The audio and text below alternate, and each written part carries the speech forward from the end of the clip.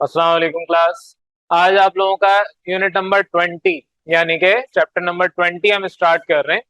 Chapter number 20 है basically theory of quadratic equation. अब theory of quadratic equation में theory जो वर्ड लिखा है, क्वाड्रेटिक इक्वेशन आप पहले पढ़ चुके हैं। अब क्वाड्रेटिक इक्वेशन की थ्योरी की बेसिस पे आप यहाँ पर आगे सोल्यूशन सीखेंगे। तो पहले हम नाइन्थ में जो कुछ पढ़ा उसका एक ओवरव्यू ले रहे हैं कि आपके पास नाइन्थ क्लास में क्वाड्रेटिक इक्वेशन सिखा दी गई थी।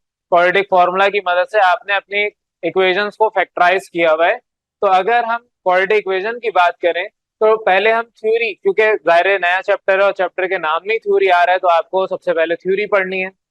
थ्योरी ऑफ क्वाड्रेटिक इक्वेशन, सबसे पहले इक्वेशन होती क्या है, इक्वेशन से भी पहले एक्सप्रेशन क्या होती है। तो सबसे पहले एक्सप्रेशन को समझते हैं। अलजेब्रिक एक्सप्रेशन जारी जितना भी आप पढ़े अलजेब्रा में आता है। तो अलजेब्रिक एक्सप्रेशन आपने पढ़ रखी है कि अगर मेरे पास किसी वेरिएबल की पावर 1 हो, ऐसी इक्वेशन ऐसी एक्सप्रेशन को हम कहते हैं मोनोमियल। अगर पावर 2 हो तो उसको बाइनोमियल, पावर 3 हो ट्राइनोमियल, पावर 4 हो या 3 से बड़ी कोई भी हो, मैं तो कहता हूँ 2 से बड़ी कोई भी हो, वो सारी पॉलिनोमियल आती है। तो बहरहाल आपके पास जो बाइनोमियल एक्सप्रेशन है, यानी कि क्वाड्रेटिक इक्वेशन भी उसको हम कह सकते हैं, क्वाड्रेटिक एक्सप्रेशन भी कह सकते हैं। अगर यहाँ पर मैं जीरो हटा दूं इज इक्वल टू जीरो, सिर्फ आपके पास ये लेफ्ट साइड हो, तो ये क्वाड्रेटिक एक्सप्रेशन कहलाएगी। और अगर मैं इक्वल टू कोई भी नंबर या जीरो के बराबर करता हूँ तो ये आपकी कहलाएगी क्वाड्रेटिक इक्वेशन। एक्सप्रेशन और इक्वेशन में फर्क पता है आपको। अब बाइनोमियल बोले या क्वाड्रेटिक एक ही बात है कि बाइनोमियल में वेरिएबल की पावर 2 होती है और क्वाड्रेटिक में भी आपके पास जो वेरिएबल की पावर है मैक्सिमम 2 होती है। अब क्वाड्रेटिक इक्वेशन को सॉल्व करने की जो सोल्यूशन मेथड या टेक्निक्स थी वो आपने पढ़ी। सबसे पहले फैक्टराइजेशन यानी कि मिडिल टर्म ब्रेक करना सीखा। उसके अलावा कंप्लीटिंग द स्क्वायर मेथड पढ़ा, और basically completing the square method से ही क्वाड्रेटिक फॉर्मूला जनरेट किया था। ये सारा काम 9th क्लास में मैं सिखा चुका हूँ। ऑनलाइन सारे रिकॉर्डेड लेक्चर्स आपके पास मौजूद है। तो ये आपके सोल्यूशन टेक्निक्स है किसकी, क्वाड्रेटिक एक्सप्रेशन या क्वाड्रेटिक इक्वेशन की। नेक्स्ट आ गया पॉलिनोमियल इक्वेशन आती है। अब एल्जेब्रिक एक्सप्रेशन, एक्सप्रेशन का मतलब इक्वल टू नहीं है, इक्वेशन का मतलब इक्वल टू है किसी ना किसी नंबर के। तो पॉलिनोमियल का मतलब क्या है, 2 या 2 से ज्यादा पावर हो। अब 2 को तो हमने डिफाइन कर दिया, पावर अगर 2 होगी एग्जैक्ट तो आपके पास बाइनोमियल या क्वाड्रेटिक कहेंगे। लेकिन अगर 3 या 3 से ज्यादा है तो उसको हम पॉलिनोमियल कह रहे हैं। पॉलिनोमियल एक्सप्रेशन को भी या पॉलिनोमियल इक्वेशंस को आपने सॉल्व करने के कुछ मेथड्स कुछ टेक्निक सीखी। जैसे कि 9th क्लास में हमने फैक्टर थ्योरम पढ़ा, रिमाइंडर थ्योरम पढ़ा, इसके अलावा सिंथेटिक डिवीजन मेथड पढ़ा। ये सारे के सारे आपके सोल्यूशन टेक्निक है पॉलिनोमियल इक्वेशन के।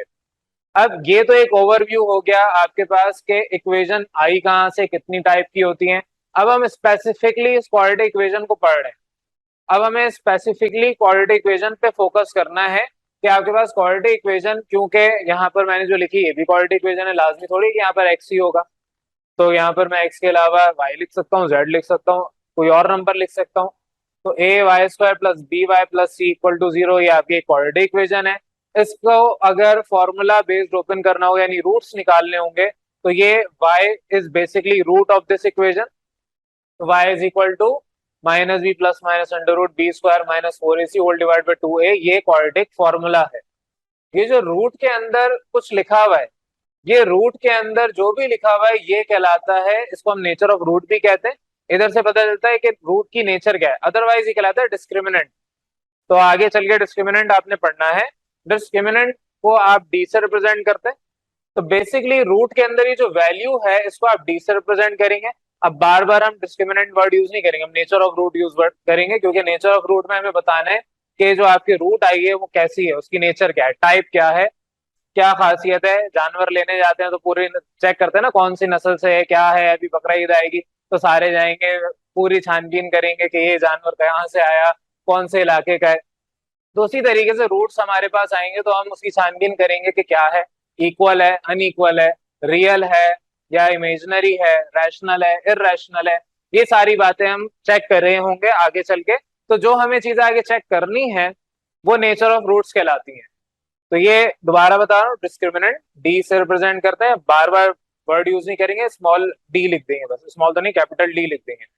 तो ये जो वैल्यू है B square minus 4ac basically root के अंदर की वैल्यू, जो अंडर रूट लिखा हुआ है इसके अंदर की वैल्यू को हम डिफाइन कर रहे हैं। अब अगर रूट के अंदर, इसको तवज्जो से समझना है, अगर रूट के अंदर वैल्यू जीरो आ जाए तो अंडर रूट जीरो क्या होगा, जीरो ही रहेगा।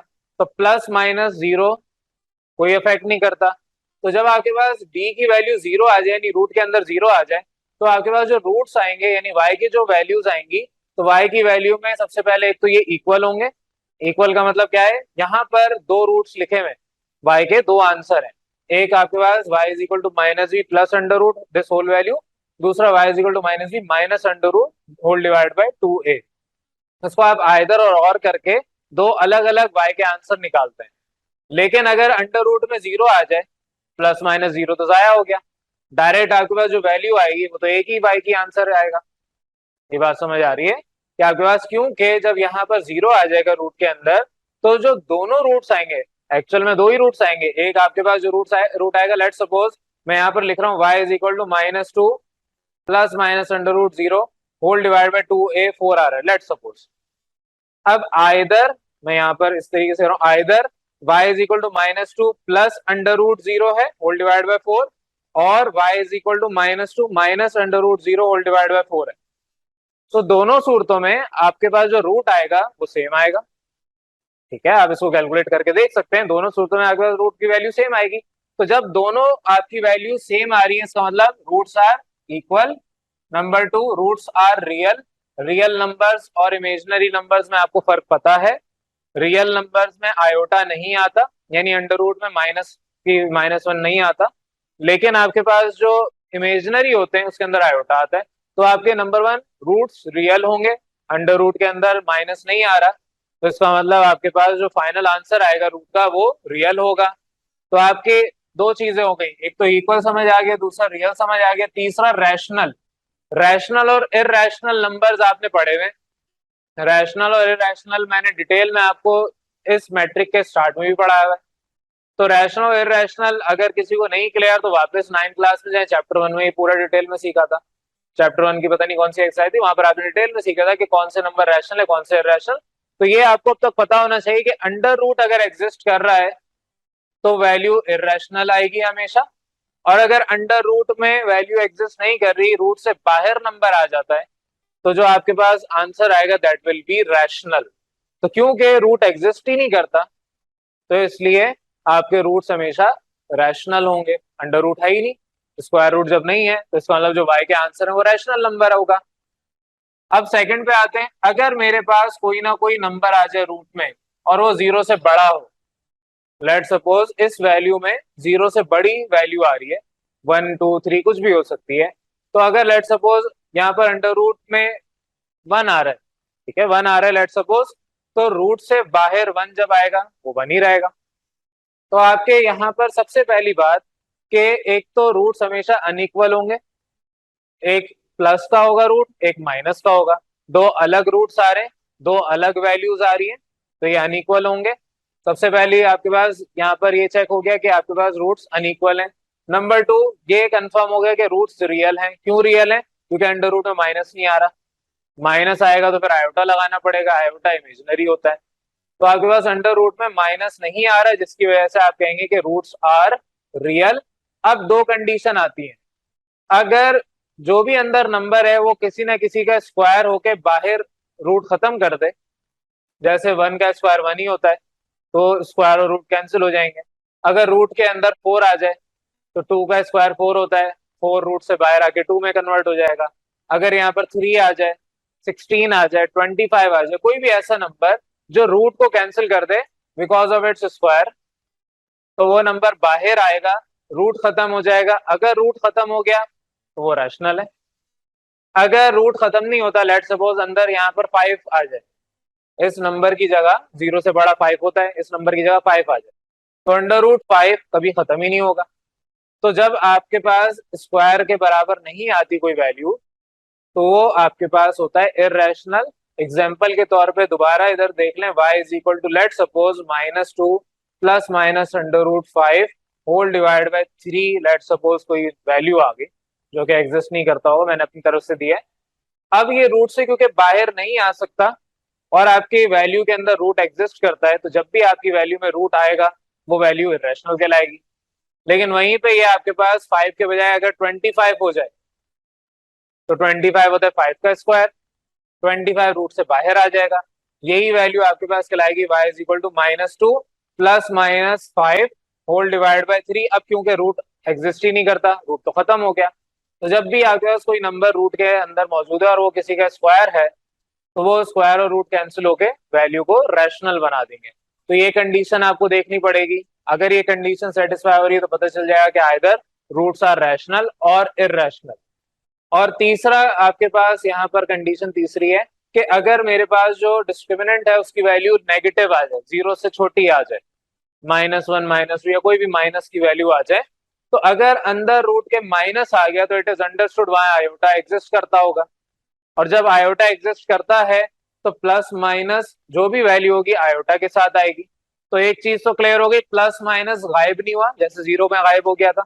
अब प्लस माइनस एग्जिस्ट करता है, इसका मतलब अनइक्वल रूट्स तो होंगे। तो आपके पास सबसे पहली बात अनइक्वल रूट्स होंगे। दूसरा, रूट्स इमेजिनरी होंगे।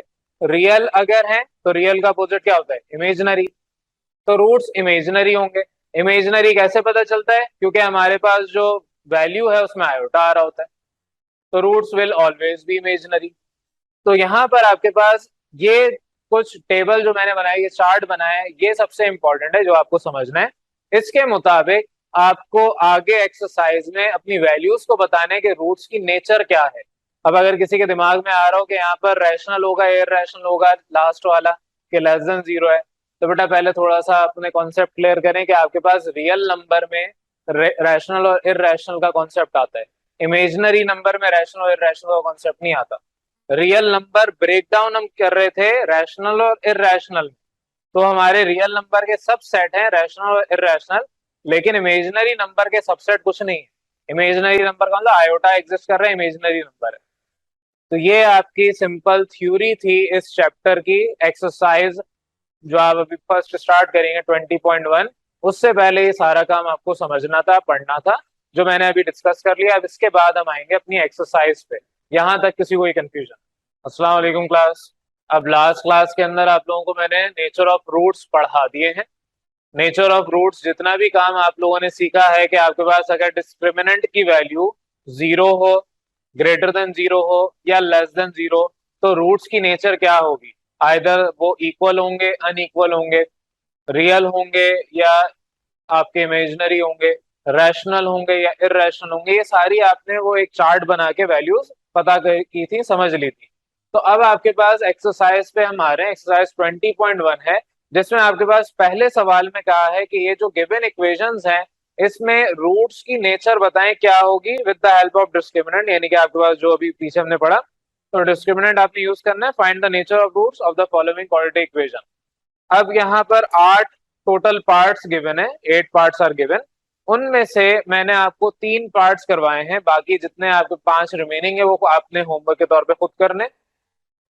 मैंने जो 3 डिस्कस किए हैं उसमें डिस्क्रिमिनेंट की वैल्यू तीनों जो आपको चार्ट में बना के बताई थी कि 0 के बराबर होगा, लेस देन होगा 0 या ग्रेटर देन 0 के होगा, तो कैसे आपने आंसर करना। तो यहाँ पर first part for example given है, आपको एक इक्वेशन गिवन है, जाहिर क्वाड्रेटिक इक्वेशन है। आप लोगों ने 9th क्लास में क्वाड्रेटिक इक्वेशन कैसे होती है वो सब देखा हुआ है, और लास्ट लेक्चर में मैंने आपको दोबारा रिवाइज करवाया था कि क्वाड्रेटिक इक्वेशन क्या है।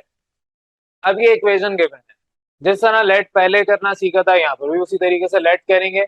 कोफिशिएंट ऑफ एक्स स्क्वायर को a, कोफिशिएंट ऑफ x को b और कांस्टेंट को c। तो यहाँ पर a 1 है, b 5 है और c -6 है। ये सारा काम 9th क्लास का है यहाँ तक। अब इसके बाद जो भी आपने डिस्क्रिमिनेंट पढ़ा है उसको आप नेचर ऑफ रूट्स क्योंकि मालूम कर रहे हैं तो डिस्क्रिमिनेंट के हवाले से करेंगे। तो आपको नेचर ऑफ रूट्स चाहिए तो हेडिंग डालेंगे नेचर ऑफ रूट्स की, हवाला देंगे सिंस डिस्क्रिमिनेंट की वैल्यू b स्क्वायर -4ac होती है, यानी d is equal to b square -4ac। इस d को हम डेल्टा से भी रिप्रेजेंट करते हैं, तो d लिखें या डेल्टा लिखें दोनों एक ही है। कुछ जगहों पर किताब ने डेल्टा यूज किया है, कुछ जगहों पर d यूज किया है। मैं आपको d ही यूज करवाऊंगा, डेल्टा बहुत कम यूज करवाऊंगा। आपकी मर्जी है, आप डेल्टा ये सिंबल इस्तेमाल करें या डी इस्तेमाल करें, कोई मसला नहीं है, दोनों में से कोई भी आप इस्तेमाल करें। तो बहरहाल आपको वैल्यू याद है, बी स्क्वायर -4ac, बी आपके पास 5 है, 5 का स्क्वायर -4, a 1 है, c -6, तो 5 का square 25, minus minus plus 4 into 6 24, add कर लें 49, 49 आपके पास 7 का स्क्वायर है, 7 का स्क्वायर ले लें 49 आ जाता है। तो आपके पास डी की वैल्यू आ गई 49 यानी कि 7 का स्क्वायर। अब 7 का स्क्वायर है, आपने जब डी की वैल्यू ग्रेटर देन जीरो है, नजर आ रहा है कि ग्रेटर देन जीरो है, लेस देन जीरो होता तो मतलब नेगेटिव कोई नंबर होता, ग्रेटर देन जीरो है, पॉजिटिव नंबर हमेशा ग्रेटर देन जीरो होगा, और जो नंबर है वो किसी का स्क्वायर है, यानी कि जब आप इसको स्क्वायर रूट के अंदर डालेंगे तो स्क्वायर रूट आपस में कैंसिल हो जाएंगे। तो यहाँ पर आपके पास जो कंडीशन है वो d is greater than zero, आप बोलेंगे since d is greater than zero and d is n square, यानी नंबर का स्क्वायर है, n 7 है, n स्क्वायर का मतलब 7 का स्क्वायर विच इज 49। तो आपके पास परफेक्ट स्क्वायर इसको कहा जाता है, ये एक परफेक्ट स्क्वायर है। तो अगर आपके पास डिस्क्रिमिनेंट ग्रेटर देन जीरो है और परफेक्ट स्क्वायर है, तो आपके रूट्स एक तो रियल, दूसरा अनइक्वल और तीसरा रैशनल होंगे। ये जो आपने परफेक्ट स्क्वायर की कंडीशन बताई है सिर्फ और सिर्फ इस रैशनल को डिफाइन करने के लिए बताई कि आपके पास जो वैल्यू है that will be rational, real और अनइक्वल तो है चाहे परफेक्ट स्क्वायर हो या ना हो, ग्रेटर देन जीरो है तो अनइक्वल तो होगा, अंडरस्टूड है, और रियल भी होगा। लेकिन अगर आपके पास ये परफेक्ट स्क्वायर आ जाता है यानी रूट और स्क्वायर कैंसिल हो जाते हैं तो वैल्यू रैशनल आ जाएगी। ये आपके पास जो तरीकेकार है, इस तरीके से आपने अपने इन तमाम सवालात को सॉल्व करना है। अब सेकंड पार्ट आपका होमवर्क है, थर्ड करवा रहा हूँ। सेकंड तो आप खुद बैठ के करेंगे, जैसे वो करवाया वैसे ही होगा। थर्ड पार्ट आपके पास ये इक्वेशन एक गिवन है, इस इक्वेशन को जब आप यहाँ पर सॉल्व करेंगे तो 6x यहाँ पर इज इक्वल टू के उस साइड पे इधर आएगा, माइनस हो जाएगा, तो 2x square minus 6x plus 8 is equal to 0। ये आपकी इक्वेशन आ गई, क्वाड्रेटिक इक्वेशन है। लेट करना है उसी तरीके से a b और c, तो 2 माइनस 6 और 8 आपके पास वैल्यूज लेट कर ली, अगेन हेडिंग डालें। अब पैटर्न सारा वही है जो अभी फर्स्ट क्वेश्चन में समझाया, नेचर ऑफ रूट्स निकालना है, सिंस डिस्क्रिमिनेंट की value B square minus 4ac होती है, वैल्यू पुट करें, सिंप्लीफाई करें, आफ्टर सिंप्लीफिकेशन आपके पास आंसर आया -28। तो -28 क्योंकि माइनस साइन है it means it is less than zero, तो जब भी डिस्क्रिमिनेंट की वैल्यू लेस देन जीरो होगी तो roots are number 1 unequal, number 2 imaginary. ये क्यों इमेजिनरी है? क्योंकि मैंने आपसे कहा ये वैल्यू क्वाड्रेटिक इक्वेशन के अंदर रूट में होती है, तो रूट के अंदर ये वाली वैल्यू मौजूद होती है, और डिस्क्रिमिनेंट का मतलब ही रूट के अंदर वाली वैल्यू को आप बता रहे हैं। तो अगर रूट के अंदर नेगेटिव नंबर आ जाए -28, 28 बेशक 7 इंटू 4 होता है, आप उसको सिंप्लीफाई करेंगे 2√7 आएगा, लेकिन माइनस साइन अंदर होने की वजह से वो आयोटा तब भी रहेगा। तो आयोटा क्योंकि आ रहा है इस वजह से इमेजिनरी है। किताब ने एंड में कॉम्प्लेक्स कहा हुआ है, तो मैंने क्योंकि चार्ट में इमेजिनरी करवाया था और हम पहले भी जब पढ़ाते तो इमेजिनरी लिखवाते थे, तो आप दोनों लिखेंगे इमेजिनरी स्लैश कॉम्प्लेक्स। तो इमेजिनरी भी है और कॉम्प्लेक्स भी है। कॉम्प्लेक्स का मतलब क्या है, रियल पार्ट भी होगा, इमेजिनरी पार्ट भी होगा। लेकिन यहाँ पर जब माइनस साइन आ रहा है तो इसकी वजह से सिर्फ और सिर्फ इमेजिनरी पार्ट है। ये थोड़ा सा कॉन्सेप्ट अपना क्लियर कर लें।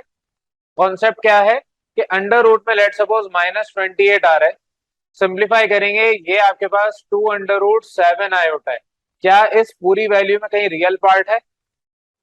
कहीं पे भी नहीं है। आपने पिछले साल 9th के रियल और इमेजिनरी पार्ट अलग अलग पढ़े थे, तो ये इमेजिनरी पार्ट है, इस वजह से रूट हमेशा इमेजिनरी होंगे। तो ये आपके पास इस तरीके से दो ही आंसर आएंगे, इसमें कोई रैशनल या इरैशनल का कॉन्सेप्ट नहीं होता। नेक्स्ट पे आपके पास है फोर्थ। फोर्थ में आपको जो इक्वेशन गिवन है ये आपकी इस फॉर्म में, मैंने इसको सीधा करके लिख दिया। अगर इस फॉर्म में भी रहने दें तो आपको अंडरस्टूड होना चाहिए a9 है, b6 है और c1 है।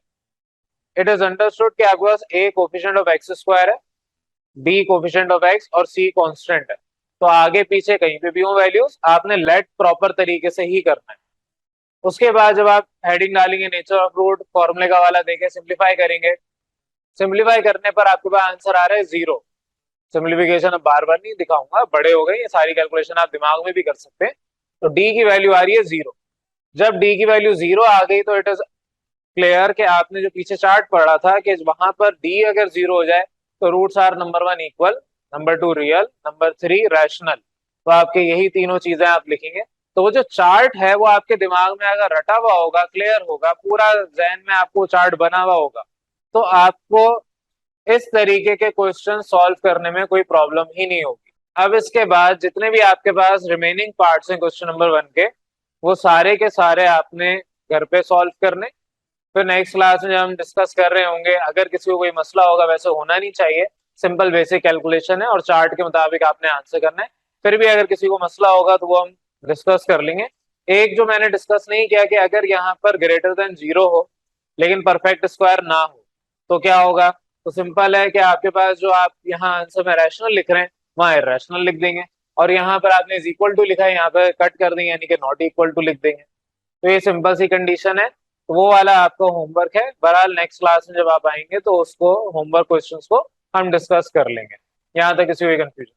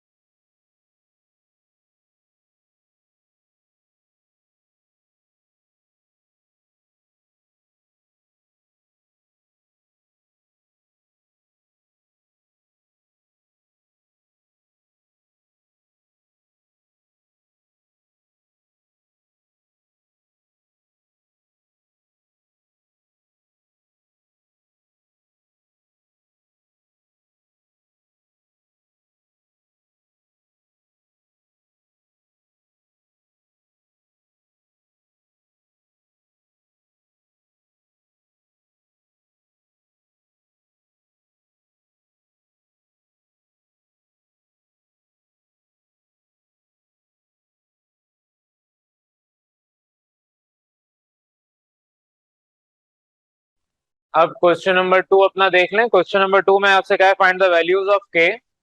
जो आपकी क्वाड्रेटिक इक्वेशन जितनी भी गिवन है यहाँ पर 1 से लेके 8 पार्ट्स तक, इनके अंदर सब जगह आपको कहीं ना कहीं के की वैल्यू नजर आ रही है। वो के की वैल्यू क्या है आपने बतानी है। दो कंडीशन बता दी। फर्स्ट कंडीशन, जब रूट्स सेम है, quadratic equation have same solution, solution same का मतलब रूट सेम हो। और दूसरा, different real solution. Different real solution, आपके पास रियल सोल्यूशन का मतलब जब आपके पास डिस्क्रिमिनेंट की वैल्यू ग्रेटर देन 0 हो। इमेजिनरी सोल्यूशन लिखा आएगा अगर, तो लेस देन 0 पे सॉल्व करेंगे। तो बहरहाल अभी ए और बी दो यहाँ पर आपको वैल्यूज निकालनी है, सेम और डिफरेंट सॉल्यूशंस की। अब यहाँ पर फर्स्ट पार्ट फॉर एग्जांपल मैं डिस्कस करवा रहा हूँ, दो सवाल मैं करवा रहा हूँ, उसी पैटर्न में उसी तरीके से बकिया तमाम सवाल सॉल्व होंगे। अब यहाँ पर आपके पास फर्स्ट क्वेश्चन ये गिवन है, फर्स्ट पार्ट, इसमें आप लेट करेंगे उसी तरीके जैसे पीछे फर्स्ट क्वेश्चन में किया था क्वेश्चन नंबर 1 के पार्ट्स में। तो लेट करेंगे ए बी और सी, ए 1 है, बी -3 और सी आपका के की वैल्यू है। अब यहाँ पर जब लेट कर लिया तो नेचर ऑफ रूट्स यानी डिस्क्रिमिनेंट का फॉर्मूला अप्लाई करके डी की वैल्यू आपने निकाल ली। बी आपके पास -3, तो -3 का स्क्वायर +9 होता है। दायरे माइनस के ऊपर -3 के ऊपर पावर 2 है, तो negative base having even power, इसको प्लस में कन्वर्ट करेगा, 3 का स्क्वायर 9, -4 के आपके पास डी की वैल्यू आ गई। इसको इक्वेशन 1 कहते हैं फिलहाल। और आगे खैर इक्वेशन 1 की जरूरत नहीं है, ना भी कहने तो कोई फर्क नहीं है, लेकिन कह दें तो बेहतर है। अब सवाल में कहा था फॉर सेम सोल्यूशन, पहले बताएं के की क्या वैल्यू होगी। तो के का आंसर बताने for same solution. Same solution का मतलब आपके रूट्स के आंसर सेम है। मैंने आपको कहा था कि अगर मेरे पास अंडर रूट में वैल्यू 0 हो जाए तो जो दोनों आंसर आएंगे वो सेम आएंगे। तो आपके यहाँ पर सेम सोल्यूशन मतलब डिस्क्रिमिनेंट की वैल्यू 0 है, तो d is equal to 0। D की जगह इक्वेशन 1 पुट कर दें, यानी 9 -4 के, तो 4 के यहाँ माइनस है, उधर जाके प्लस हो जाएगा, 9 इज इक्वल टू 4 के। और फिर 4 उधर बेच के डिवाइड करें, 9/4 इज इक्वल टू के। मैंने डायरेक्ट और करके लिख दिया, के इज इक्वल टू 9/4। अब 9/4 ये एग्जैक्ट वैल्यू आई है के की। जब आप के यानी सी की जगह 9/4 पुट करेंगे तो जो गिवन इक्वेशन है इसका आंसर प्रॉपर तरीके से रियल रूट्स देगा। रियल से मुराद ये कि आपके पास इक्वल रूट्स भी होंगे, रियल तो होंगे ही, इक्वल रूट्स भी होंगे। इक्वल का मतलब सेम सोल्यूशन सेम रूट्स। तो इक्वल बोले या सेम बोले, बात तो एक ही है। तो फर्स्ट पार्ट तो समझ आ गया, डी इज इक्वल टू 0 रख के सॉल्व होगा। सेकंड पार्ट में क्या है, फॉर डिफरेंट रियल सॉल्यूशंस। ये भी कहा जा सकता था फॉर डिफरेंट इमेजिनरी या कॉम्प्लेक्स सॉल्यूशंस। तो इमेजिनरी या कॉम्प्लेक्स का वर्ड होता तो डी इज लेस देन 0 हम रखते हैं। लेकिन सवाल में आपसे क्या है, फॉर डिफरेंट रियल सॉल्यूशंस, तो डी इज ग्रेटर देन 0 होगा, क्योंकि 0 से बड़ी तमाम वैल्यूज रियल नंबर में आती हैं। और रियल नंबर आप यहाँ पर रखेंगे, रियल नंबर में तो खैर माइनस भी आता है, 0 से नीचे भी आता है, लेकिन अंडर रूट में माइनस नहीं आता। तो यहाँ पर डिस्क्रिमिनेंट अंडर रूट के अंदर वैल्यू की बात हो रही है क्वाड्रेटिक फॉर्मूला के। तो डी इज ग्रेटर देन 0, ये कंडीशन तब मीट होगी जब आपके पास डिफरेंट रियल सॉल्यूशंस होंगे। अब यहाँ पर आपके पास डी की वैल्यू वही पुट होगी, 9 -4 के, विच इज ग्रेटर देन 0। 4 के यहाँ पर माइनस है, उधर जाके प्लस हो जाएगा। जिस तरह आपने इज इक्वल टू के लिए सॉल्व किया, ये आपकी कहलाती है इनइक्वालिटीज। चैप्टर 6 9 क्लास में पूरा पढ़ा था, इनइक्वालिटीज को वहां पर सीखा था डिटेल में। तो आपके पास 9/4 इज ग्रेटर देन के, या मैं ये कह सकता हूं के इज लेस देन 9/4। ठीक है, अगर यहां से पढ़ेंगे तो 9/4 इज ग्रेटर देन के। अगर 9/4 के से बड़ा है तो इसके दूसरे जुमले में ये कहा जा सकता है के छोटा है 9/4 से। ठीक है, आपके अम्मी अब्बू आपसे बड़े हैं तो आप अपने अम्मी अब्बू से छोटे हैं। तो इन इक्वालिटी को आप इस तरीके से पढ़ते हैं। तो आप पहले के अगर लिख रहे हैं तो के इज लेस देन 9/4। तो इस तरीके से ये आपका फर्स्ट क्वेश्चन सॉल्व हो गया, सिंपल सा था। अब यहाँ पर आ जाए अपने नेक्स्ट क्वेश्चन पे, which is third part. Question number 2 का थर्ड पार्ट करवा रहा हूँ, सेकंड आप खुद करेंगे, वो भी सिंपल उसी तरीके से होगा। थर्ड पार्ट में आपके पास थोड़ा सा चेंज है, और आगे के जितने भी सवाल है जहां जहां इस तरह की कंडीशन आती है आपने ये वाला कॉन्सेप्ट अप्लाई करना है जो अभी सीखने जा रहे हैं। थर्ड पार्ट में आपसे कहा है कि X square plus K X plus 2 is equal to 0, ये क्वाड्रेटिक इक्वेशन आ गई। इसमें आपने के की वैल्यू बतानी है, तो पहले आप लेट करेंगे उसी तरीके से, नेचर ऑफ रूट्स निकालेंगे, यहाँ तक आप खुद भी कर सकते हैं। तो आपकी डी यानी डिस्क्रिमिनेंट की वैल्यू आ गई के स्क्वायर -8। के स्क्वायर -8 जो वैल्यू आई है, फर्स्ट पार्ट तो सिंपल सा है for same solution. Same solution का मतलब d is equal to 0 put करना है। d is equal to 0, d की वैल्यू पुट करें तो k square minus 8 is equal to 0। यहाँ 8 माइनस हो रहा है, उधर जाके प्लस हो जाएगा। k square is equal to 8। Square जब आपको पता है यहाँ पर है, हटाएंगे तो दूसरी तरफ यहाँ स्क्वायर है तो इधर जाके अंडर रूट हो जाएगा। और जब अंडर रूट आप स्क्वायर हटाते हैं, अंडर रूट आता है तो आप प्लस माइनस दोनों साथ लगाते हैं। या आप ये भी कह सकते हैं by taking square root on both sides. जब भी आपको दोनों तरफ प्लस माइनस लगाना है, दोनों तरफ तो खैर नहीं, अपनी राइट साइड पे, तो अब आपके पास k is equal to plus minus under root 8। ये सारा चैप्टर 6 चैप्टर पिछले साल 9 का बता रहा हूँ, 3 4 6 8 जो फैक्टराइजेशन के थे वहां सारे ये कॉन्सेप्ट आप सीख के आए हैं। तो k is equal to plus minus under root plus minus 2 under root 2, ये वैल्यू आ गई k की। ये तो सिंपल सा जब आपके पास सेम सोल्यूशन है तब का काम है। लेकिन अगर मेरे पास डिफरेंट रियल सोल्यूशन की बात आ रही है, अब यहाँ पर आपको तवज्जो से समझना है। जब भी real solution different real solution की बात हो रही है तो d इज ग्रेटर देन 0, यानी k square minus 8 is greater then 0, यानी k square is greater then 8। अब इस बात को पकड़ के रखना है, k स्क्वायर 8 से बड़ा आना चाहिए। अब यहां मैंने क्या किया, उस सबको फिल वक्त के लिए छोड़ दें। मुझे अगर k की वैल्यू चाहिए, k स्क्वायर 8 की वैल्यू 8 से बड़ी चाहिए, 8 के बराबर भी नहीं, 8 से बड़ी चाहिए। अगर मैं यहाँ पर कोई नंबर रखता हूँ स्क्वायर में जो कि 8 से बड़ा आता है, तो अगर 2 रखूंगा तो क्या 8 से बड़ा आएगा आंसर? नहीं आएगा। अगर 3 रखूंगा तब बड़ा आ जाएगा आंसर। अगर -3 रखूंगा तब भी 8 से बड़ा आंसर आएगा। माइनस का स्क्वायर क्या होगा? प्लस, प्लस 3, और 3 का स्क्वायर क्या होगा? 9, तो प्लस 9। तो -3 का स्क्वायर मतलब +9। अगर मैं इसको ओपन करूं तो ये +9 होगा, विच इज ग्रेटर देन 8। अगर मैं इसकी जगह फॉर एग्जांपल -4 पुट करूं तब भी इट इज ग्रेटर देन 8। अगर +4 पुट करूं तब भी ग्रेटर देन 8।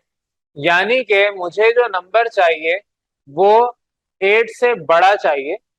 8 से बड़ा का मतलब जब स्क्वायर होगा तो 8 से बड़ा होना चाहिए, चाहे माइनस में हो या प्लस में हो। लेकिन अगर मैं 3 माइनस ले रहा हूं, मैं -4 ले रहा हूँ, ये 3 से आपके नीचे वैल्यू जा रही है। लेकिन अगर मैं फॉर एग्जांपल -2 ले लूं, मैंने इधर लिख दिया, चलो इधर लिखता हूँ, -2 ले लूं, इसका स्क्वायर लूं, तो क्या ये ग्रेटर देन 8 है? नहीं है। ना +2 ग्रेटर देन था, ना -2 है।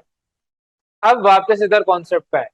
आपने कहा k square is greater then 8, although ये कॉन्सेप्ट मैं चैप्टर 6 पिछले साल सिखा चुका हूं, दोबारा सीख लें। जब भी आप स्क्वायर हटाएंगे दूसरी तरफ अंडर रूट आएगा और प्लस माइनस आएगा। लेकिन जब प्लस माइनस आएगा तो इनइक्वालिटी, यानी ग्रेटर देन हो या लेस देन हो, जो भी हो, ग्रेटर देन या लेस देन इनइक्वालिटी कहलाती है। कुछ भी हो तो मेरे पास एक तो प्लस साइन के साथ ग्रेटर देन ही आएगा, जहां माइनस साइन लिखेंगे उधर आप लेस देन में उस इनइक्वालिटी को चेंज कर देंगे। अब इस कॉन्सेप्ट को आप या तो समझ लें या रट लें। रटना है तो रटना कैसे है वो समझा रहा हूं। जब आप इधर से स्क्वायर हटाएंगे, कोई भी वैल्यू हो, स्क्वायर हटाने है तो इधर प्लस माइनस आने और अंडर रूट आना है, तो प्लस अंडर रूट जो वैल्यू आएगी उसमें जो इनइक्वालिटी है वो सेम रहेगी। और जब माइनस आएगी, माइनस अंडर रूट, तो इनइक्वालिटी चेंज हो जाएगी, ग्रेटर देन है तो लेस देन हो जाएगी, लेस देन होती तो ग्रेटर देन हो जाती। ये रटने वाला काम है। लेकिन अगर कॉन्सेप्ट क्लियर करने तो अब इसके आगे वाला स्टेप समझें। ये तो खैर आंसर सिंप्लीफाई किया है, k is greater than 2 under root 2 और k is less than -2 under root 2। अब इसका कॉन्सेप्ट यहाँ पर समझे। आपसे एक कह रहा है कि आपके पास प्लस अंडर रूट 8 का स्क्वायर इज ग्रेटर देन 8, और दूसरा कह रहा है माइनस अंडर रूट 8 का square should be greater than 8। k की ये वैल्यू आई। अच्छा, यहाँ इक्वल टू आपके पास ग्रेटर देन है। अब अगर मैं इसके ऊपर फॉर एग्जांपल स्क्वायर लेता हूँ, अभी कॉन्सेप्ट के लिए मैं कह रहा हूँ लेस देन इक्वल टू लगा लें क्योंकि मैंने 8 वर्ड यूज किया। लेकिन अगर मैं यहाँ पे फॉर एग्जांपल 8 की जगह 9 ले लूं, तो क्या ये ग्रेटर देन 8 है? इसको समझें, यहाँ पर देखें, ग्रेटर देन 8 आ रहा है, बिल्कुल आ रहा है। यहाँ पर अगर मैं माइनस अंडर रूट 9 ले रहा हूं, माइनस अंडर रूट 9 मैंने लिया, माइनस अंडर रूट 9 और माइनस अंडर रूट 8 में कौन सी वैल्यू छोटी है? ये वैल्यू छोटी है। नेगेटिव में जितना पीछे नीचे की तरफ जाते हैं उतनी छोटी वैल्यू होती है। क्या यही बात ये भी कह रहा है?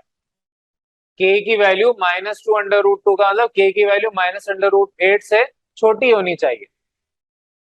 तो अब अगर मैं यहाँ पर लेट सपोज -√7 पुट कर दूं इसकी जगह, तो क्या ये कंडीशन वैलिड रहेगी?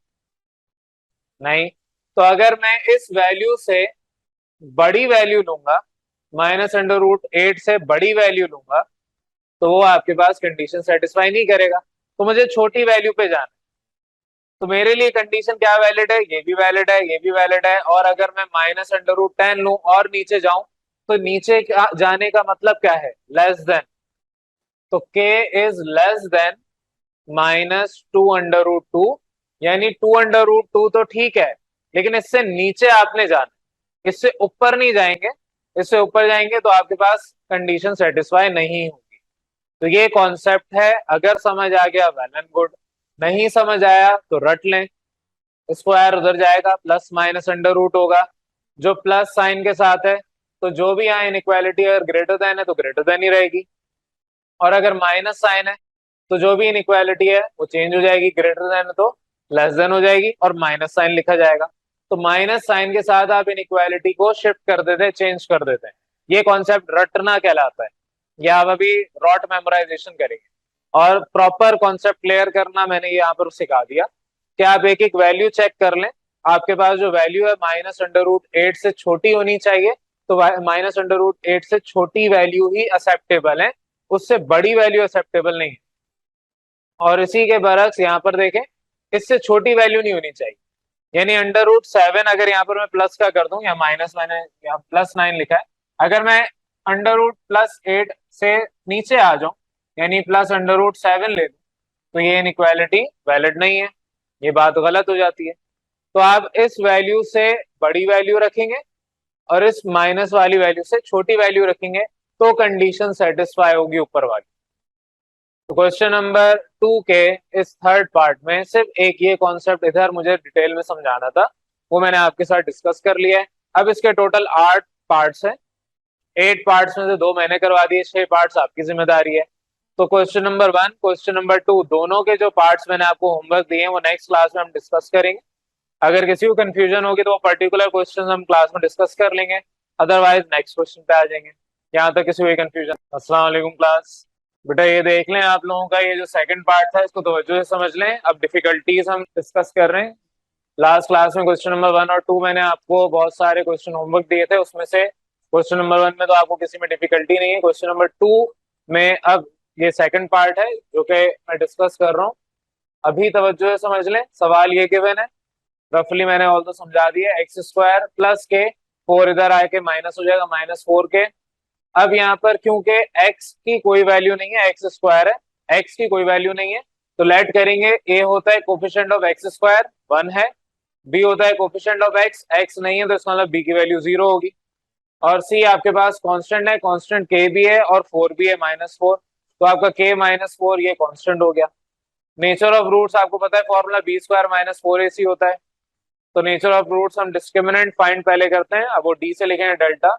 तो b की वैल्यू आपके पास 0 है, 0 का स्क्वायर -4, a 1 है, c k -4 है। सिंप्लीफाई करें, 16 - 4 के आपका आंसर आया। तो सिंप्लीफाई करने पर आपके पास ये जब 16 - 4 के आएगा, अब ये वैल्यू बराबर आप करेंगे 0 के, जब आपको चाहिए फॉर सेम सोल्यूशन। तो फॉर सेम सोल्यूशन ये है। सिंप्लीफाई करें, अब मैं यहाँ पर स्टेप्स नहीं बता रहा, सिंप्लीफाई करें k = 4 आंसर आएगा। वहीं पे आप इसको जब डिफरेंट रियल सोल्यूशन के लिए काम करेंगे, तो for different real solution this value should be greater than 0, यानी discriminant should be greater than 0। इसे भी सिंप्लीफाई करेंगे तो 4 इज ग्रेटर देन k, या इसको दूसरे अल्फाज में हम कह सकते हैं k इज लेस देन 4। तो आपके पास ये पार्ट 2 का आंसर आएगा। अब अपने नेक्स्ट पार्ट जो कि आपकी नेक्स्ट डिफिकल्टी है फोर्थ वाली, उस पर आ जाए। फोर्थ पार्ट में आपको यहाँ पर कहा है, मैं डायरेक्ट सोल्यूशन करवा रहा हूँ, रफली करवा रहा हूँ। फोर्थ पार्ट में आपसे कहा है कि k -1 x² -4x + 2 = 0 है। जब लेट करेंगे तो आपके पास a की वैल्यू k -1 है, बी की वैल्यू -4, सी की वैल्यू +2। आपको इक्वेशन पढ़ के ए बी और सी खुद लेट करना है, ये आपको आना चाहिए। फिर जो प्रेजेंटेशन लास्ट क्लास में आपको जिस तरीके से करवाया था वैसे ही आपने रखनी है। तो नेचर ऑफ रूट्स आपके d is equal to B square -4ac। तो बी स्क्वायर की वैल्यू -4, -4a आपके पास k-1, c आपके पास 2। तो ये हो गया +16 -4 2 8, 8 इंटू के माइनस, चले पहले इसको मैं इस तरीके से कर लेता हूँ, 8k माइनस, ये आपके पास 4 2 8, 8 इंटू 1 8, माइनस अंदर जाके मल्टीप्लाई होगा 16 -8k plus minus minus plus 8, 16 plus 8 ये आपके पास होगा 24 -8k, ये आपकी फाइनल वैल्यू आ गई। अब यहाँ पर आपने जो वैल्यूज निकाली हैं ये डिस्क्रिमिनेंट की वैल्यू आई है। फॉर सेम सोल्यूशन आपने इसको 0 के बराबर लेट करना है, सारी प्रेजेंटेशन वही। फॉर सेम सोल्यूशन आपके पास d इज इक्वल टू 0 है, मैं स्टेप्स मिस कर रहा हूँ। 24 -8k is equal to 0, 8k उधर जाएगा, स्टेप बहुत सारे मिस कर रहा हूँ। 24/8 is equal to k। Simplify कर लें, आपके पास k की वैल्यू आ जाएगी, k की वैल्यू 3 आनी चाहिए क्योंकि 8 इंटू 3 24 होते हैं। यहाँ पर आपके पास फॉर सेम सोल्यूशन k की वैल्यू 3 आ गई। सिमिलरली फॉर डिफरेंट सोल्यूशन यही सेम काम करेंगे। तो आपने यहाँ k की वैल्यू 3 निकाल के उसको हाईलाइट कर देना। सारा होमवर्क आपको पता है पेंसिल से करना होता है, क्योंकि हमने यहाँ पर सिस्टम आपको बता रखा है कि होमवर्क आपका पेंसिल से होगा, ताकि अगर आप कोई गलती कर भी लें तो जिस तरह अभी हम डिस्कस कर रहे हैं, तो आप लोगों का जितना भी सवाल अगर कोई गलत हो गया पोर्शन, आप रबर से मिटा के पेंसिल की मदद से दोबारा सही कर लें। अब आपको फॉर डिफरेंट रियल सोल्यूशन निकालना है, तो उसका तरीका भी यही सेम होगा। 24 इज इक्वल टू नहीं ग्रेटर देन 8k, 8 यहाँ पर आके डिवाइड होगा 24/8। अब इसके बाद जब आप इसको सिंप्लीफाई करेंगे तो 3 इज ग्रेटर देन k, और ये भी कह सकते हैं k इज लेस देन 3। तो आपके पास यहाँ पर ये आंसर आ गया।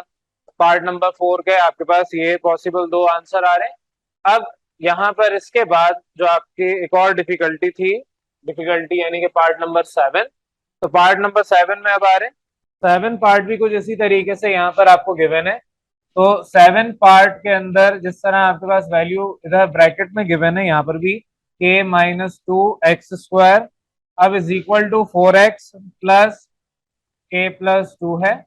इसको शिफ्ट करें तो k-2x² -4x -k+2, ब्रैकेट पूरी इधर आ रही है माइनस के साथ, इज इक्वल टू 0। अब यहाँ पर आप लेट करेंगे कि a आपके पास k-2 हो गया, b -4 है, c माइनस ऑफ k+2 है। a b और c आपने लेट कर लिए। सिंप्लीफाई करें, b² -4ac पुट करके, तो नेचर ऑफ रूट्स निकालेंगे डिस्क्रिमिनेंट की वैल्यू b² -4ac, और b² आपके पास -4 का स्क्वायर, 4a आपके पास k-2, c आपके पास माइनस ऑफ ब्रैकेट के अंदर -k+2। ये तो आपका +16 हो गया, माइनस माइनस प्लस, तो +4k-2 और k+2। यहाँ पर आपको फॉर्मूला नजर आ रहा है, दो तरीके, या तो ब्रैकेट सिंप्लीफाई कर लें जैसे नॉर्मल करते हैं, या फिर आप इसमें फॉर्मूला अप्लाई कर दें a² - b² का। तो मैं यहाँ पर हवाला दूंगा a² - b² क्या होता है, आपने खुद हवाला देना है। फिर उसके बाद जब ओपन करेंगे तो 16 + 4, ये आपके पास k² - 2 का स्क्वायर, यानी कि आप इसको सिंप्लीफाई आप खुद कर लें, k² -4, 16 विल बी, अच्छा +4k² -16, ये कैंसिल आउट होगा, तो डिस्क्रिमिनेंट की वैल्यू आ गई 4k²। अब यहाँ पर आपके पास 4k² की वैल्यू आई है फॉर सेम रूट्स या for same solutions. d is equal to 0, यानी कि 4k² is equal to 0। Simplify कर रहा हूँ, k इज इक्वल टू +-√0, यानी कि k इज इक्वल टू 0।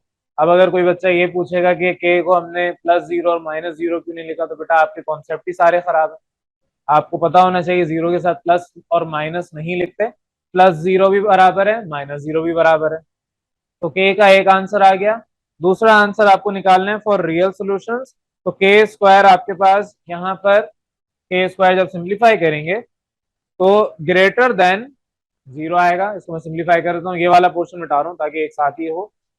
तो अब आपको फॉर डिफरेंट सॉल्यूशंस के लिए काम करना है। डिफरेंट सॉल्यूशंस में के स्क्वायर 4 के स्क्वायर इज ग्रेटर देन 0 आएगा। स्टेप्स मैं बार बार कह रहा हूँ कि मैं मिस बहुत सारे करके करवाऊंगा काम, क्योंकि होमवर्क क्वेश्चन में आपको स्टेप्स प्रॉपर नहीं करवाता मैं।